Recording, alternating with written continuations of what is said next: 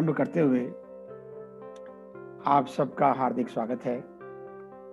बोलिए श्री रामचंद्र भगवान की जय।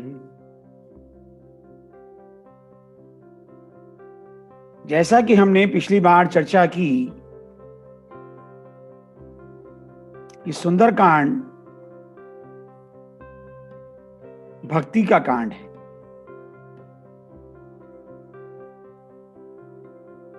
सारी मानस में प्रभु की यात्राओं का वर्णन है,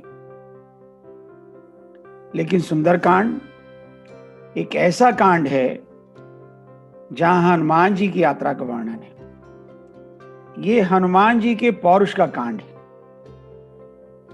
भगवान बैठे हैं और भक्त की कार्यशैली का कांड है। कांड शुरू होता है बहुत सुंदर चौपाई से।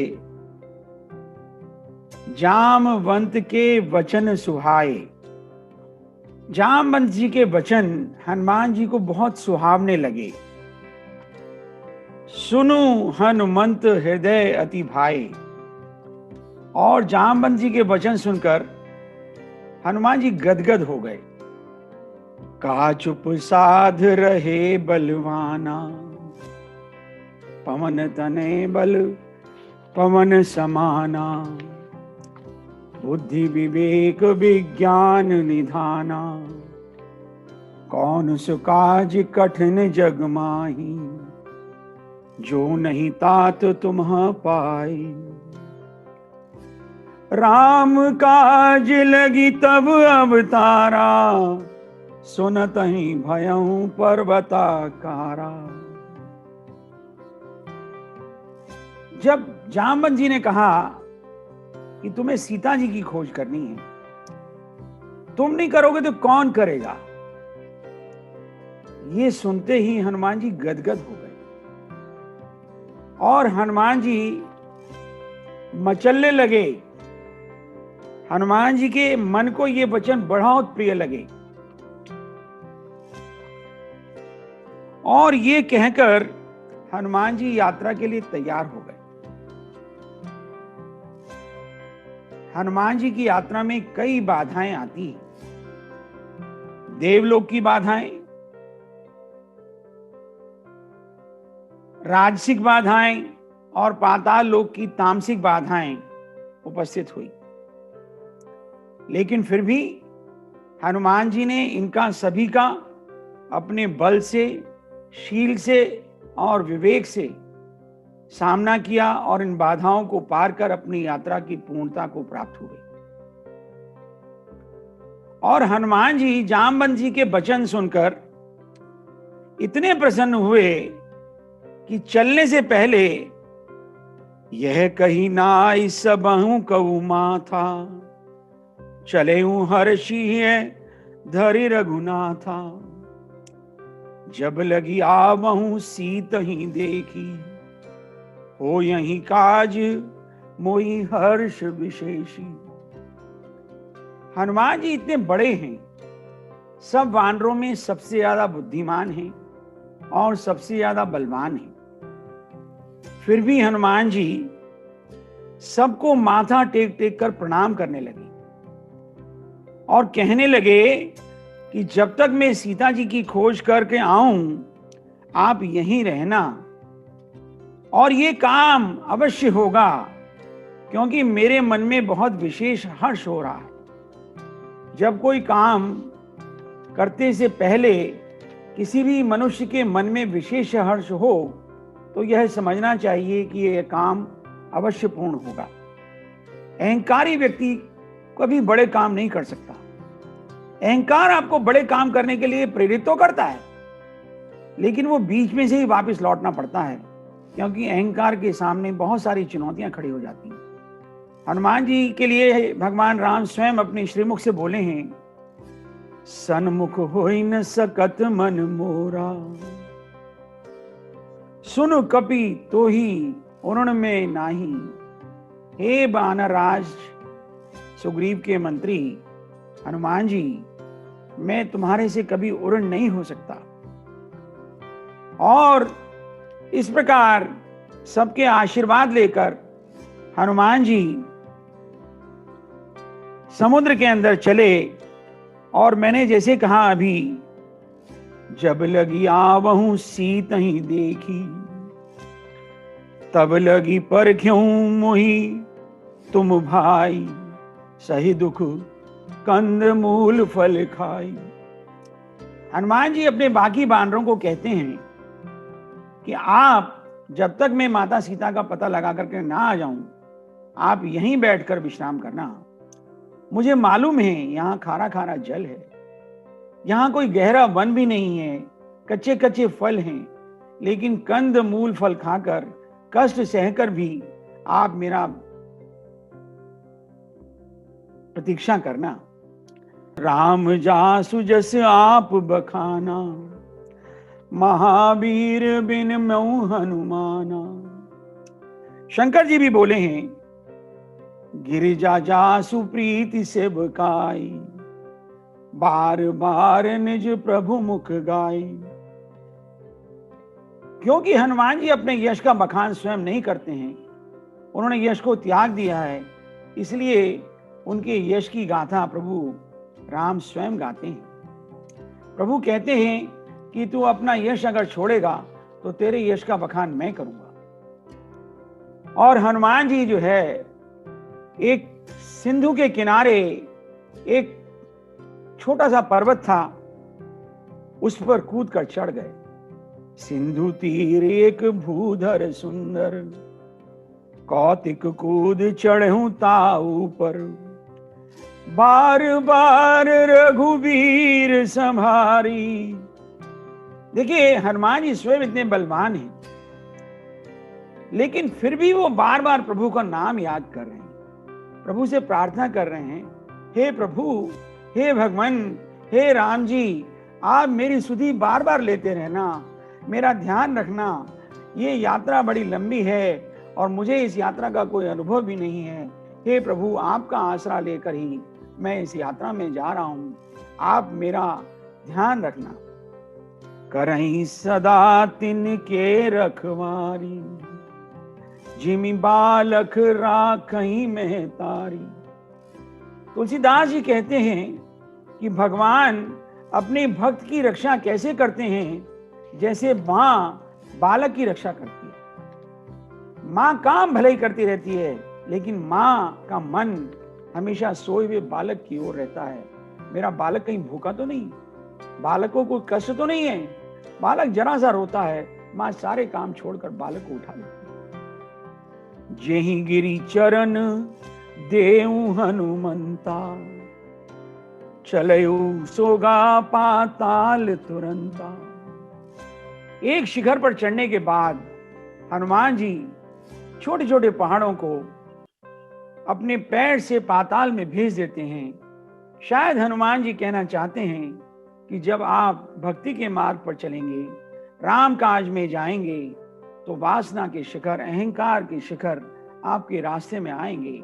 आपको धैर्य से, विनम्रता से, आपको विवेक से उनको अपने रास्ते में आगे नहीं आने देना है, और उन सब के बावजूद शांति से अपने ध्येय को ध्यान में रखते हुए निरंतर आगे बढ़ते रहना है। और ये कहकर हनुमान जी ने बार बार रघुवीर को प्रणाम किया, और हनुमान जी ने भगवान को याद करके समुद्र में छलांग लगा दी। तुलसीदास जी लिखते हैं, जिमि अमोघ रघुवर के बाना, तेहि भांति चलेउ हनुमाना।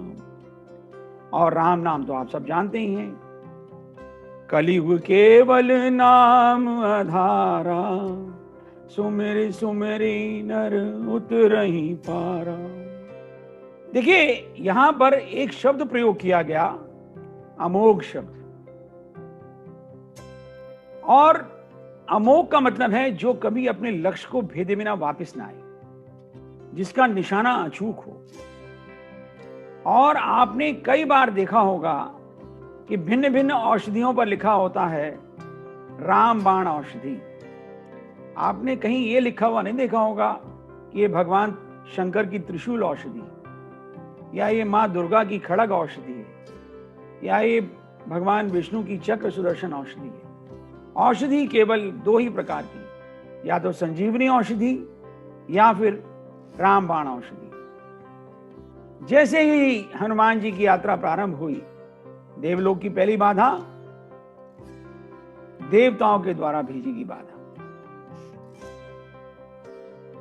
जब देवताओं ने देखा कि हनुमान जी जा रहे हैं भगवत कार्य से, तो उन्होंने मैनाक को कहा कि मैनाक, तुम्हारे मित्र का बेटा, यानी कि मैनाक जो है वो पवन पुत्र के मित्र थे, और उनका बेटा जो है वो भगवत कार्य से जा रहा है, जाकर के उनको कुछ विश्राम दो, कुछ उनकी सहायता में खड़े हो जाओ। तो मैनाक जो है सोने का पर्वत है, और सोना आमतौर पे छुप कर रहता है, और ये पर्वत भी जो है समुद्र में छुप कर रहता था। ये पर्वत तुरंत प्रकट हो गया, और उन्होंने हनुमान जी से कहा कि मैं ऐसे ऐसे आपके पिता का मित्र हूं, आप भगवत कार्य से जा रहे हैं, कृपया थोड़ी देर मेरे पर विश्राम कीजिए, लंबी यात्रा है। तो हनुमान जी ने बड़ी विनम्रता से मैनाक को छू दिया और कहा कि बहुत बहुत धन्यवाद, अभी तो मेरे पास थोड़ा समय नहीं है, अभी तो मैं राम काज के लिए निकला हूं। हनुमान ते ही परसाकर पुनि कीन प्रणाम, राम काज कीने बिन मोहि कहाँ विश्राम। देखिए, अभी तो समय नहीं है, और अभी तो मैं भगवत कार्य से जा रहा हूं, और मेरे लिए विश्राम का समय भी नहीं है, और आपका बहुत बहुत धन्यवाद। जब बाली वध के बाद सुग्रीव को उन्होंने अपने पास बुलाया भगवान राम ने, तो उन्होंने कहा, अंगद सहित करहूं तुम राजू, संतत हृदय धरहूं मम काजू। उन्होंने सुग्रीव से ये नहीं कहा कि देखो मैंने अब बाली को मार दिया, अब तुम सीता जी की खोज में लग जाओ। उन्होंने कहा, तुम अंगद के समेत जाकर राज्य करो, लेकिन हमेशा मेरे काम को अपने मन में रखना, काम काज के साथ राम काज अवश्य ध्यान रखना। शंकर जी बोले हैं, प्रेम ते प्रकट होई में जाना, हरि व्यापक सर्वत्र समाना, राम ही केवल प्रेम प्यारा, जान लेहु सो जान निहारा। परमात्मा जो है अनुष्ठानों से, परमात्मा यज्ञों से और हवनों से प्रकट नहीं होते, परमात्मा तो केवल प्रेम से प्रकट होती है।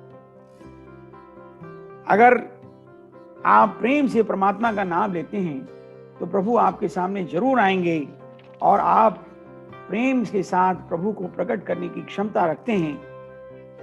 द्वापर में भगवान ने सुदामा के पैर अपने हाथ से धोए, देख सुदामा की दीन दशा, करुणा करके करुणा निधि रोए, पानी परात को हाथ छुओ नहीं, नैनन के जल से पग धोए। भगवान ने सुदामा के चरण धोते हुए परात में रखे हुए पानी को हाथ नहीं लगाया। अतः आप सबको अपने साथ लेकर चलिए, समाज की सारी यात्राएं पूरी होंगी। अरण्य कांड में भगवान ऋषि मुनियों को छोड़कर शबरी के घर गए। ऋषि मुनियों बुलाते रह गए, प्रभु ने उनकी तरफ देखा भी नहीं, और उन्होंने कहा, मैं तो शबरी के घर जाऊंगा, शबरी के आश्रम पगुधारा। इस तरह से आप हमेशा राम का नाम लेते रहिए। ब्रज में गाते हैं, मन भूल मत जइयो राधा रानी के चरण, राधा रानी के चरण, महारानी के चरण, मन भूल मत जइयो राधा रानी के चरण, राधा रानी के चरण, महारानी के चरण मन भूल मत, जइयो राधा रानी के चरण। यानी कि भक्त बार बार ये कहता है कि प्रभु मैं आपका नाम भूल ना जाऊं, क्योंकि यह माया बड़ी विचित्र है। प्रभु आप मुझे अपने साथ लगा लो, नहीं तो यह माया मुझे पकड़ लेगी और फिर मैं आपको भूल जाऊंगा। और ऐसा होता भी है हम सबके साथ। और भगवान स्वयं अपने मुख से बोले हैं, सुग्रीवहु सुधि मोर बिसारी, पाया राजपुर कोश और नारी। यानी कि राज्य मिलने के बाद, धन मिलने के बाद, वैभव मिलने के बाद हम सब भी भगवान को भूल जाते हैं, लेकिन हनुमान जी हमेशा प्रभु का ध्यान रखते हैं। और प्रभु बार बार बोले हैं कि आप जो है जब घर में रहें, गृहस्थी में रहें, तो भी मेरे नाम का स्मरण करते रहें। जब सारे वानर लंका को छोड़कर प्रभु के अयोध्या धाम आ गए और अयोध्या धाम में भी 2 वर्ष रह लिए, तो प्रभु उनसे भी बोले हैं कि सखा लोग अब सब आप अपने अपने घर जाओ और मुझे सदा भजते रहना, मुझे सदा याद करते रहना और मेरा नाम कभी भूलना नहीं। सांसारिक कार्यों में अवश्य रहना, लेकिन मेरा नाम कभी भूलना नहीं। और अब आगे बाधाएं आती हैं। हनुमान जी अविरल चलते जा रहे हैं, अविरल चलते जा रहे हैं। जब देवताओं ने सुना कि हनुमान जी जा रहे हैं, देवलोक की बाधा को भी पार कर लिया, तो देवताओं को लगा सोने का पहाड़ भी छोड़ दिया। जितने भी देवता लंका जाते थे, रावण उनको एक कंचन का महल दे देता था और काम नहीं दे देता था। फिर देवताओं से आप कुछ भी करवाइए। तो देवताओं को लगा कि ऐसा तो नहीं कि केवल ये त्याग का प्रदर्शन हो रहा है और हमारी तरह जाकर के ये लंका में अटक जाएं, भगवत कार्य होने से रह जाए। तो उन्होंने सांपों की मां से कहा कि तुम जाओ और हनुमान जी की परीक्षा लो। देखिए, देवताओं का काम है परीक्षा लेना। देवता जो है ज्यादातर परीक्षा लेते हैं। अहंकारी जो होता है ना, वो ज्यादातर परीक्षा लेता है। जो भावुक व्यक्ति होता है वो प्रतीक्षा करता है, लेकिन अहंकारी परीक्षा लेता है। और सुरसा आ गई देवताओं के कहने से, और सुरसा ने कहा, आज सुरन मोहि दीन आहारा। जब सुरसा जो है हनुमान जी के रास्ते में आकर खड़ी हो गई, तो बड़ी प्रसन्नता से उसने कहा, आज सुरन मोहि दीन आहारा। आज तो देवताओं की कृपा से मुझे आहार मिल गया। लाल लाल बड़ा सा रसीला बंदर, मैं बहुत दिनों से भूखी थी और मैं तो खाऊंगी। जब सुरसा ने रास्ता रोक लिया, तो हनुमान जी बड़ी विनम्रता से बोले, हे माँ, मेरे पास अभी जरा समय नहीं है, अभी मैं राम काज से जा रहा हूं, तू मुझे जाने दे। एक बार मैं प्रभु का संदेश माँ तक पहुंचा दूं और माँ का संदेश प्रभु तक पहुंचा दूं, फिर मैं आ जाऊंगा, तुम मुझे खा लेना। सुरसा बोली, अरे बंदर, बड़ा चालाक बनता है, तेरा क्या भरोसा, तू आए ना आए, मैं तो अपने आय शिकार को नहीं छोड़ू। जैसे जैसे सुरसा बदन पठावा, तासुदून रूप कपि दिखावा। शतयोजन तेहि आनन कीना, अति लघु रूप पवन सुत लीना। बदन पैठी पुनि बाहिर आवा, मांगा विदाता ही सिरनावा। गोस्वामी जी ने लिखा है कि जैसे जैसे सुरसा ने बदन बढ़ाया, वैसे वैसे हनुमान जी दुगने होते चले गए। और एक ऐसी स्थिति आ गई जब सुरसा का मुख 100 योजन का हो गया और 100 योजन का समुद्र है। हनुमान जी ने सोचा, यहां कोई प्रतियोगिता तो हो नहीं रही और मेरे लिए 200 योजन का होना कोई कठिन काम नहीं है। जय श्री राम कहना है, तुरंत 200 योजन का हो जाऊंगा। लेकिन अगर शक्ति प्रदर्शन में लग गया तो यहां मां का दर्शन रह जाएगा। तो यहां प्रदर्शन के लिए नहीं आया हूं मैं तो मां के दर्शन के लिए जाने वाला हूं। और इस प्रकार हनुमान जी ने अपने ज्ञानी नाम अग्रण्यम का परिचय देते हुए तुरंत जो है बहुत छोटा रूप धारण कर लिया और अति लघु रूप, तुलसीदास जी लिखते हैं अति लघु रूप पवन सुत लीना, लघु नहीं अति लघु।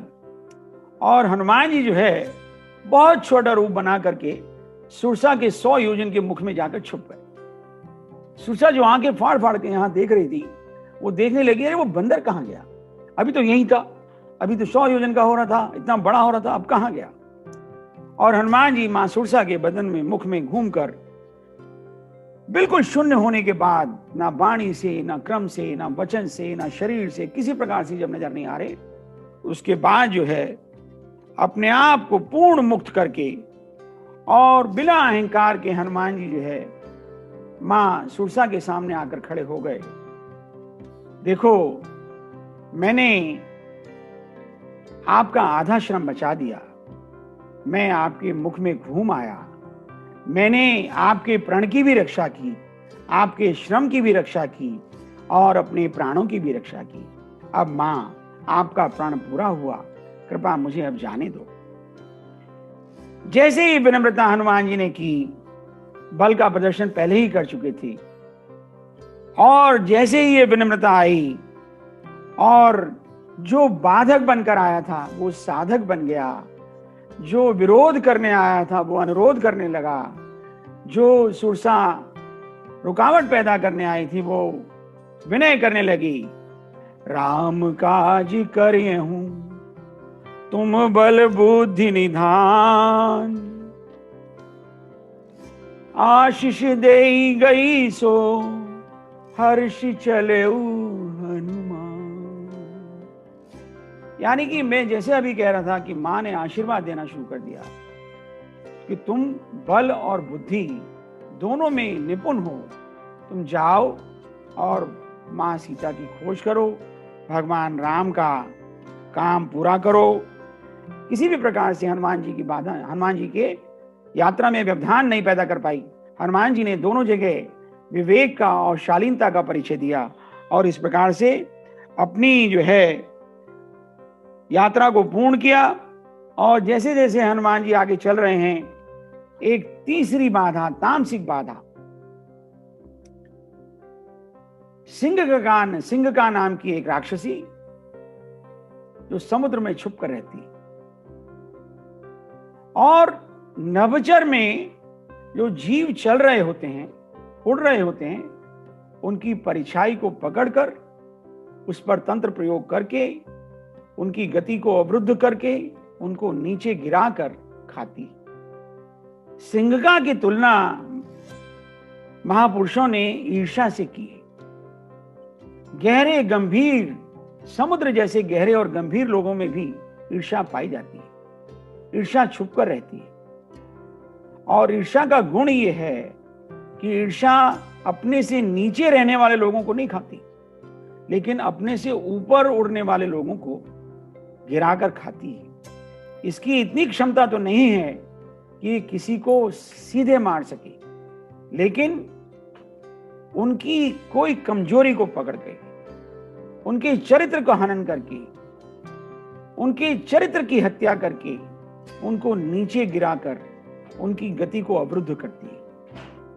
तुलसीदास जी ने ईर्ष्या और असूया दो चीजों के बारे में लिखा है। असूया केवल जलन करती है, लेकिन ईर्ष्या विध्वंसक होती है। और जिस प्रकार से हनुमान जी चले जा रहे थे और हनुमान जी ने जब ये देखा कि मेरी गति अवरुद्ध हो गई, किस प्रकार से मेरी गति अवरुद्ध हो गई, किसने मेरी गति अवरुद्ध कर दी, हनुमान जी ने जैसे ही नीचे झांक कर देखा तो उन्होंने देखा कि एक राक्षसी जो है मेरे ऊपर तंत्र प्रयोग कर रही है। और हनुमान जी ने जय श्री राम बोला, एक छलांग लगाई और एक मुक्का मारकर उस सिंह का विनाश किया।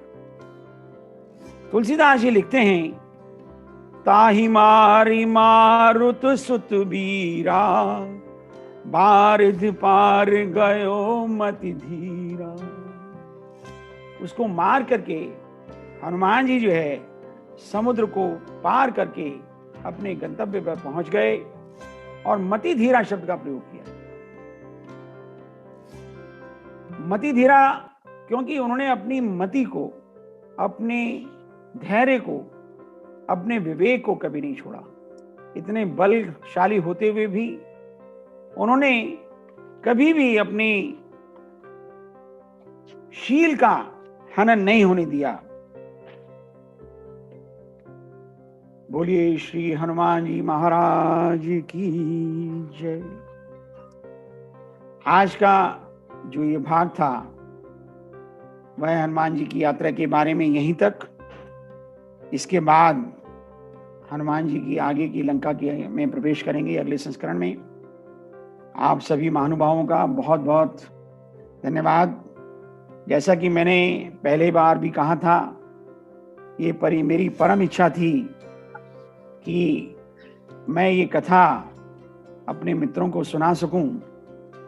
आप सबने मुझे यह मौका दिया, इसके लिए मैं आपका हृदय से आभारी हूं और आशा करता हूं कि हम इस कार्यक्रम को आगे भी चलने देते रहेंगे और मेरा पूरा भरसक प्रयत्न रहेगा कि इसमें कहीं पर भी बोरियत ना हो।